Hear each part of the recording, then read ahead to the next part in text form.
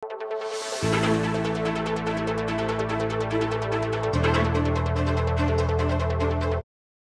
na kayong adumbulan, pasibay tano namang akit din pang maraguldang iganting parul ng syudad na ng San Fernando, Pampanga. At uling mas may ragulya ang subsidy amibya ka ng lantern makers ngeni, aatsyuna king 400,000 pesos at mika pa magbayo ka ng guidelines, asahan ka nung lakwas yung masanting in Giant Lantern Festival ngening Banwa. Agpangkang Engineer Alvin Mendoza, ang Vice Chairperson ng Giant Lantern Festival o GLF 2023 Executive Committee, tuloy-tuloy ang pamagsadyo, bang asiguradong maging matagumpay ang piyakapanin na yung Christmas event, mukim Pampanga nun king mabilog a Pilipinas. Actually, last August pa or July, nagpe-prepare na tayo. By this time, unang-una yung site sa Robinsons, nagkaroon na tayo ng site inspection.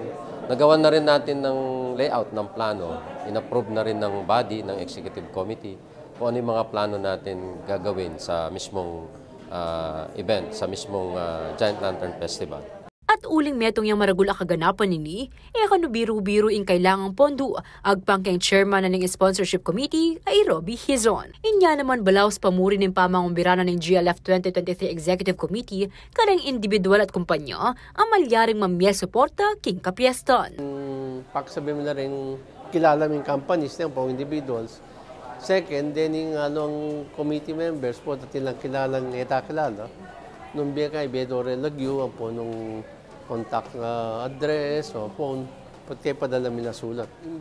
Invite ko po lahat ng mga individuals, mga companies rito sa San Fernando, sa Pampanga, na sana po sumama kayo rito sa ng 2023 Giant Lantern by sponsoring, either in cash or in kind. Pero mas maganda kung in cash para mas maraming ikutin pag may So, dakal po salamat. Marapat siya in Giant Lantern Festival magumpisan December 16 hanggang January 1, 2024. May daw niya kay Robinson Star Miss Pampanga king December 16 ng mismong competition at ILB niya naman ining live king CLTV 36. Yan pong panahon na ini, mas masanting, maka-right timing na mibalik tang pasibayo na manalbe. Baluta mo yung mga labas sa year, tamo menalbe keng live.